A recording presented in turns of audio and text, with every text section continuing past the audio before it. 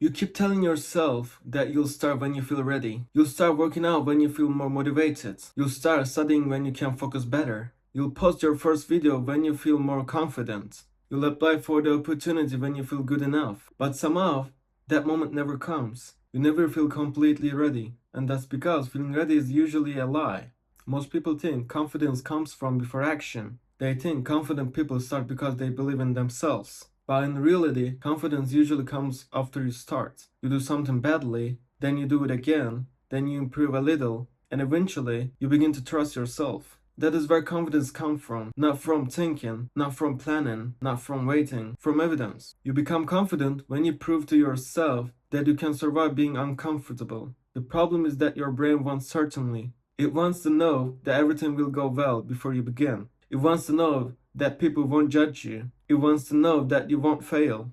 But life doesn't give you that guarantee. You have to move without knowing exactly what will happen. And that is what makes starting so difficult. Sometimes waiting feels responsible. You tell yourself that you're preparing, you watch more videos, you make another plan, you search for more advice, you buy better equipment, you change your routine. But preparation can become another form of procrastination. You don't actually need more information, you need experience. And you can only get experience by doing the thing. Think about something you're good at now. Maybe it's a sport, maybe it's editing, maybe it's speaking another language, maybe it's playing a game. You probably weren't confident when you first started. You were slow, you made mistakes, you felt awkward, but you continued. That's why it became easier. You didn't wait until you were ready. You became ready through repetition. The same thing applies to almost everything. Your first video will probably not be amazing. Your first workout will not completely transform you. Your first attempt might fail, and that's normal. The first attempt is not supposed to prove that you're talented.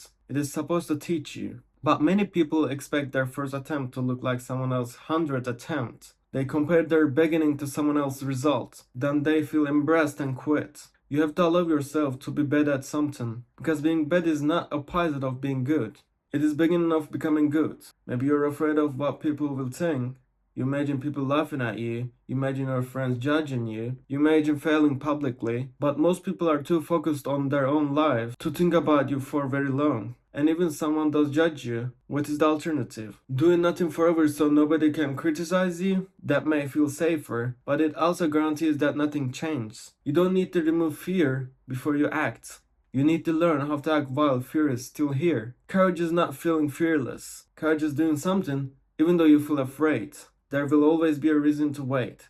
Maybe you don't have enough time. Maybe you don't have the best equipment. Maybe your life feels too busy. Maybe you're tired. Some of these reasons may be real, but starting does not have to be dramatic. You don't need to completely change your life today. We just need to make the first step smaller. Don't say I need to get in shape.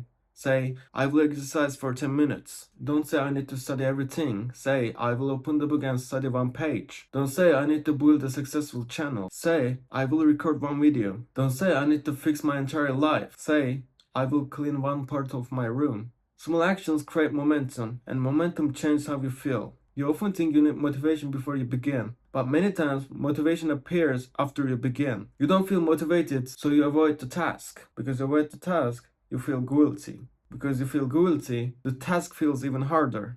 The only way to break that cycle is to start before you feel motivated, even for 5 minutes. Once you begin, the task usually becomes less scary.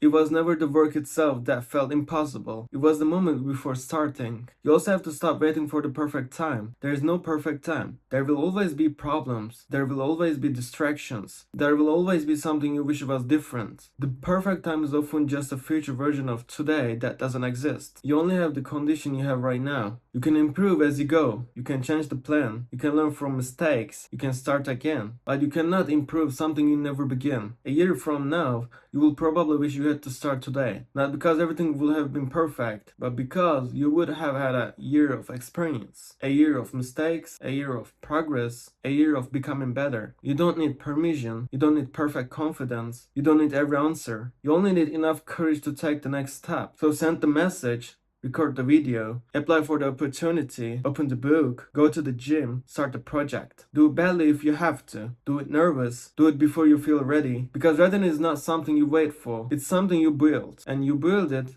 by starting.